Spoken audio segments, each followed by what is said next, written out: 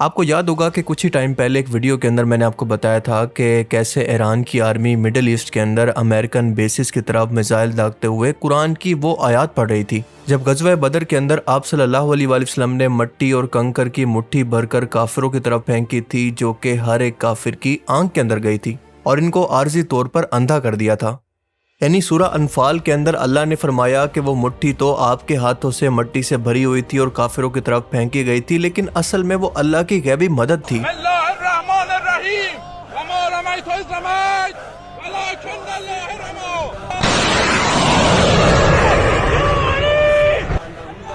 اللہ اکبر۔ فرمایا اور آپ نے جب وہ کنکریوں کی مٹھی پھینکی تھی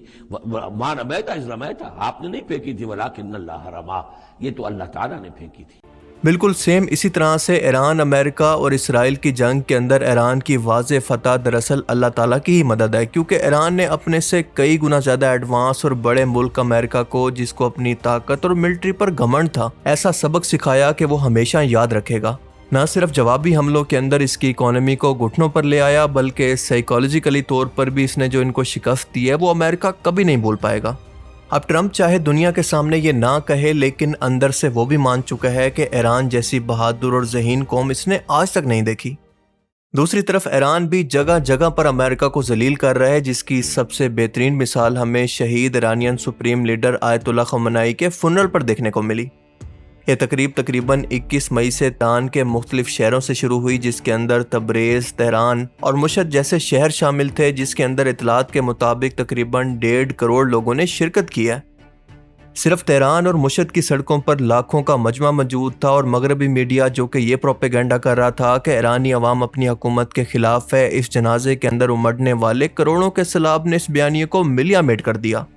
ایون کہ خود ڈونلڈ ٹرمپ نے یہ دیکھ کر کہا کہ میں تو حیران ہوں کہ ایرانی لوگ اپنے لیڈر اور اس کی حکومت سے اتنا محبت کرتے ہیں کہ اس کے لیے رو رہے ہیں۔ امریکہ کی سخت ترین پابندیوں اور دھمکیوں کے باوجود بھی دنیا کے 68 سے زیادہ ملکوں کے اعلیٰ سطح کے وفد، صدور، وزیر اعظم اور وزرائے خارجہ اس جنازے کے اندر شرکت کے لیے تہران پہنچے۔ چائنا، سعودی عربیہ، پاکستان، ترکی، قطر اور کئی افریقی اور نارتھ امریکہ کے ملک بھی شامل تھے، اور یہ وفد دراصل اس بات کا ثبوت تھے کہ مڈل ایسٹ کا مستقبل بدل رہا ہے اور ایران کو دنیا کے اندر کتنی سپورٹ اور طاقت حاصل ہو چکی ہے۔ یعنی ایران ملٹی پولر ورلڈ بن چکا ہے، اور یہ اس بات کا بھی اعلان تھا کہ دنیا اب امریکہ کی ڈکٹیشن کو قبول کرنے کے لیے تیار نہیں ہے۔ ایون کہ اس وفد کے اندر سعودی ڈیلیگیشن بھی شامل تھا، جو کہ اس سے پہلے کوئی سوچ بھی نہیں سکتا تھا کہ مسلکی اختلافات کی وجہ سے جو کہ ایک دوسرے کو اسلام سے خارج سمجھتے تھے، آج اس جنگ نے ان کو حقیقت اور آئینہ دکھا دیا ہے کہ جب بھی آپ اپنے مسلم بھائیوں کو چھوڑ کر کافروں پر بھروسہ کرو گے تو وہ ہمیشہ آپ کو ایسے ہی دھوکہ دے کر اپنے ساتھ اپنے اتحادی ناجائز ریاست کو سب سے پہلے بچائے گا اور تم لوگوں کو قربان کر دے گا۔ جب سپریم لیڈر آیت اللہ خمینائی کی تہران یونیورسٹی کے اندر نماز جنازہ پڑھائی گئی تو روایتی دعاؤں کے ساتھ ساتھ شہداء کی قربانی اور حق و باطل کے مارکے کے حوالے سے قرآن پاک کی یہ مشہور آیات تلاوت کی گئی، جن کا گہرا سیاسی اور روحانی پیغام تھا۔ یہ قرآنی آیت تھی سورہ ال عمران کی 169 آیت، جس کے اندر اللہ فرماتا ہے کہ جو لوگ اللہ کی راہ میں قتل کیے جائیں یعنی شہید ہو جائیں تو ان کو ہرگز مردہ نہ سمجھنا، بلکہ وہ اپنے رب کے پاس زندہ ہیں، ان کو رزق دیا جاتا ہے۔ ماشاءاللہ کیا ہی خوبصورت پیغام ہے۔ دراصل خاص طور پر اس آیت کو اس موقع پر پڑھنے کا مقصد یہ تھا کہ امریکہ اور ناجائز ریاست کو یہ نفسیاتی پیغام دینا تھا کہ لیڈرز کی شہادت سے تحریکیں ختم نہیں ہوتی، کیونکہ امریکہ سمجھتا ہے کہ اگر وہ پابندیوں، حادثات یا پھر حملوں کے ذریعے ایران کی ٹاپ لیڈرشپ کو نقصان پہنچا لے گا تو وہ ایران کو کمزور کر دے گا۔ یہ اس کی خام خیالی ہے، کیونکہ اس آیت نے واضح کیا کہ شہید کا خون تحریک کو مزید زندگی اور طاقت دے دیتا ہے۔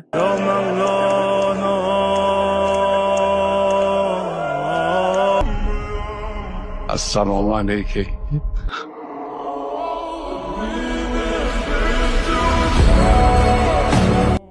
دراصل یہ آیت مسلمانوں کے دل سے موت کا خاتمہ کرتی ہے، کیونکہ جب ایک قوم موت سے ڈرنا چھوڑ دیتی ہے تو دنیا کی کوئی بھی سپر پاور اس کو غلام نہیں بنا سکتی۔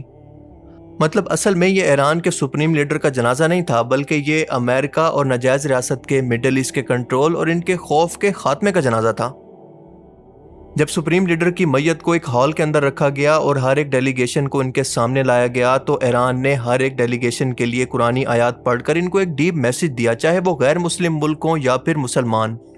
مثال کے طور پر انڈین ڈیلیگیشن کے لیے سورہ آل عمران کی 173 آیت پڑھی گئی، جس کا مفہوم ہے کہ یہ مسلمان وہ لوگ ہیں جن کو لوگوں نے کہا کہ تمہارے لیے دشمن نے ایک بڑا لشکر جمع کر لیا، لیکن ان مسلمانوں نے جب یہ سنا تو الٹا ان مسلمانوں کے ایمان کے اندر اضافہ ہو گیا اور وہ کہنے لگے کہ ہمیں اللہ ہی کافی ہے، وہ سب سے بڑا کارساز ہے، سب سے بڑا تدبیر کرنے والا ہے۔ مطلب کیا ہی زبردست جواب دیا ہے اس مدر لینڈ اور فادر لینڈ کا، جو کہ مودی ناجائز ریاست کے اندر چاپلوسی کے لیے بول کر آیا تھا کہ یہ دونوں ملک بہت ہی طاقتور ہیں اور ان کے تلوے چاٹ کر ہماری طرح چاپلوسی کرو۔ Israel is their fatherland and India their motherland. لیکن ایران نے جواب دیا کہ چائنیز ڈیلیگیشن کے لیے سورہ آل عمران کی وہ آیت پڑھی گئی جس کا مفہوم ہے کہ اللہ فرماتا ہے کہ اللہ نے اس امداد کو صرف تمہاری خوشی کے لیے کیا تاکہ تمہارے دلوں کو چین ملے، اور مدد صرف اللہ کی طرف سے ہوتی ہے جو کہ زبردست حکمت والا ہے۔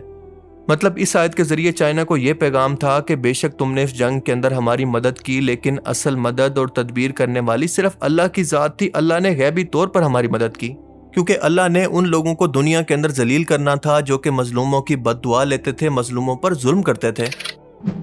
ترکیہ کے ڈیلیگیشن کے لیے سورہ النساء کی آیت 95 تلاوت کی گئی، جس کا مفہوم ہے کہ جو لوگ واقعی ویلڈ ریزن رکھتے ہیں جہاد پر نہ جانے کے لیے، ان کے علاوہ وہ مسلمان جو کہ کافروں سے جہاد نہیں کرتے، وہ اللہ کی راہ میں اپنے مال اور اپنی جان کے ساتھ جہاد کرنے والوں کے برابر نہیں ہو سکتے، کیونکہ اللہ نے ان جہاد کرنے والوں کو نہ کرنے والوں پر برتری عطا فرمائی ہے۔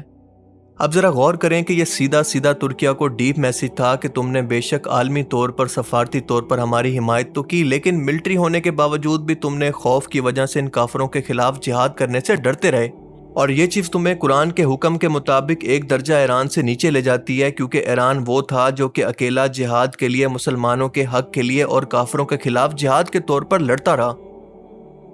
اس کے علاوہ قطر کے ڈیلیگیشن کے لیے سورہ فتح کی آیت نمبر 2 تلاوت کی گئی، جس کا مفہوم ہے کہ اللہ تمہارے تمام پچھلے گناہ معاف کر دے گا اور تم پر اپنا انعام کرے گا اور تمہیں سیدھی راہ دکھائے گا۔ اب یہ سیدھا سیدھا قطر کو پیغام تھا کہ تم نے بے شک اپنے خطے کے اندر امریکہ کو بیسز دی جہاں سے اس نے ایران پر حملے کیے، لیکن اب بھی ہم سب کچھ بھول کر نئی شروعات کرنے کو تیار ہیں، کیونکہ جب اللہ نے تمہیں ہدایت دے دی اور سیدھا راستہ دکھا دیا ہے کہ تمہارا دوست کون ہے اور تمہارا دشمن کون، تو ہم کون ہوتے ہیں کہ تمہیں معاف کر کے آگے نہ بڑھیں۔ اس کے علاوہ ایران کے ساتھی جس کے اندر حزب اللہ، حماس اور حوثیز شامل تھے، ان کے لیے خاص طور پر تقوی، جہاد اور اللہ سے ڈرنے کی آیات پڑھی گئیں۔ مثال کے طور پر یمن کے لیے جو قرآنی آیات پڑھی گئی، ان کا مفہوم تھا کہ محمد صلی اللہ علیہ وسلم کے ماننے والے آپس میں ایک دوسرے کے لیے نرم ہیں، لیکن دشمنوں کے لیے بہت ہی سخت ہیں۔ اللہ نے مسلمانوں کو یہ شان اس لیے دی ہے کہ کافروں کے دل اس کو دیکھ کر جلتے رہیں۔ پاکستان جس نے اس تمام معاملے کے اندر بہت ہی اچھا سفارتی کردار ادا کیا، اس کے لیے سورہ النساء کی یہ آیت پڑھی گئی جس کا مفہوم ہے کہ اے اللہ مجھے عزت کے ساتھ داخل کر اور عزت کے ساتھ نکال اپنی طرف سے، اور مجھے اپنی طرف سے مددگار غلبہ دے۔ قرآن پاک کی یہ آیات دراصل پاکستان کے لیے بہت ہی اچھا میسج تھا جو کہ اس نے رول پلے کیا ایران کی جنگ بندی کے اندر، کہ اس امریکی تسلط سے نکل کر پاکستان بھی ایک امت یعنی مسلم اتحاد کا حصہ بن سکے۔ یہ ایران کی خواہش تھی کہ مستقبل کے اندر پاکستان بھی ایران کا ساتھی اور مسلم امہ کا لیڈر بن سکے۔ اس کے بعد آف کورس سب سے امپورٹنٹ سعودی عربیہ کے لیے سورہ آل عمران کی آیت 13 پڑھی گئی جس کا مفہوم تھا کہ بے شک تمہارے لیے ان دو گروہوں کے اندر بڑی نشانی ہے جنہوں نے آپس میں جنگ کی۔ ان گروہوں میں ایک گروہ تو اللہ کی راہ میں لڑ رہا تھا اور دوسرا وہ گروہ تھا جو کہ کافروں کا تھا، جو کہ کھلی آنکھوں سے مسلمانوں کو خود سے دوگنا دیکھ رہے تھے، اور اللہ اپنی مدد کے ساتھ جس کی چاہتا ہے تائید فرماتا ہے۔ بے شک اس کے اندر عقل والوں کے لیے بڑی عبرت ہے۔ مطلب آپ ذرا سوچ کے دیکھیں کہ کتنا گہرا میسج ہے سعودیہ کے لیے، اور وہ بھی انہی کی زبان کے اندر، کہ وہ اللہ کی راہ کے اندر لڑنے والے ایران کی بجائے کافروں کا ساتھ دے رہے تھے، اور ساتھ ساتھ یہ بھی کہ اس واقعے کے اندر سعودیہ کے لیے ابھی بھی بہت بڑی عبرت ہے اور سبق ہے، اور یقیناً سعودی عربیہ اس سے سبق بھی حاصل کر چکا ہوگا، کیونکہ اگر ایسا نہ ہوتا تو سعودی وفد آج ایران کے اندر موجود نہ ہوتا۔ یقیناً سعودیہ نے اپنی غلطیوں سے بہت کچھ سیکھا ہے۔ ماں خراب ہو جائے گا، میں ماں اماں بہن پہ آ جاؤں گا، میں ان کی اماں بہن پہ آ جاؤں۔ دیکھیں کئی دہائیوں سے یہ خوف قائم تھا کہ امریکہ اور ناجائز ریاست پر براہ راست حملہ کرنا ناممکن ہے، اور ایسا کرنے والے ملک کو یہ لوگ تباہ کر دیتے ہیں، لیکن ایران نے اس خوف کے بت کو توڑا، کیونکہ جب ایران نے براہ راست امریکی فوجی اڈوں پر حملہ کیا اور ناجائز ریاست کی طرف سینکڑوں میزائل داغے، تو اس نے دنیا کو یہ دکھا دیا کہ وہ دباؤ میں آئے بغیر یا پھر ڈرے بغیر جوابی کارروائی کرنے کی صلاحیت بھی رکھتا ہے، اور اس کی اسی جرت نے، اسی حوصلے نے اور اللہ پر یقین نے اس کے دشمنوں کے حوصلے پست کر دیے اور ان کا خوف ان کے دل میں ڈال دیا، اور دراصل یہی خوف ہی ان کو ڈیل کی طرف لے کر آیا ہے۔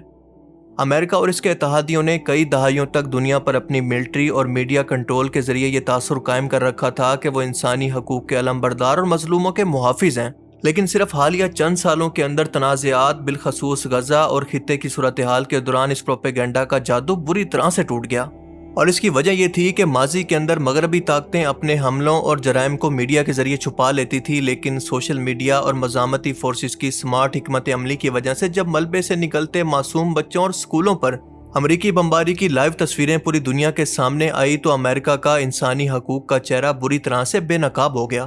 مطلب جب دنیا نے دیکھا، چاہے وہ کسی بھی مذہب سے تعلق رکھتا ہو، کہ امریکہ ان بچوں کی شہادت پر ناجائز ریاست کو مسلسل ہتھیار اور ان کی سیاسی پشت پناہی کر رہا ہے، تو امریکہ دنیا کی نظروں کے اندر ایک سپر پاور کی بجائے ایک وار کرمنل کا سہولت کار بن کر ابھرا، اور یہ اس کی بہت بڑی نفسیاتی شکست تھی۔ اور اس کے بعد رہی سہی کسر اس نے خود ایران پر چھوٹی بچیوں کے اسکول پر حملہ کر کے پوری کر دی، اور اب تو صورتحال یہ ہو چکی ہے کہ ایران جنگ کے بعد اس کے اتحادی بھی اس کا ساتھ چھوڑ چکے ہیں، چاہے وہ مڈل ایسٹ کے اس کے اتحادی مسلم ملکوں یا پھر نیٹو کے یورپین ملکوں۔ مطلب اس وقت امریکہ اور ناجائز ریاست اپنے کرتوت کی وجہ سے دنیا میں بالکل آئسولیٹ ہو کر بالکل اکیلے رہ چکے ہیں، کیونکہ ظلم کی رات لمبی ضرور ہوتی ہے لیکن ایک نہ ایک دن ختم ہو جاتی ہے۔ اللہ تعالیٰ سے دعا ہے کہ وہ ہمیں سمجھنے کی اور نیک عمل کرنے کی توفیق عطا فرمائے، آمین۔ تم ہمت نہ ہارو اور دشمنوں کو صلح کی طرف نہ بلاؤ، اور تم ہی غالب رہو گے، اور اللہ تمہارے ساتھ ہے۔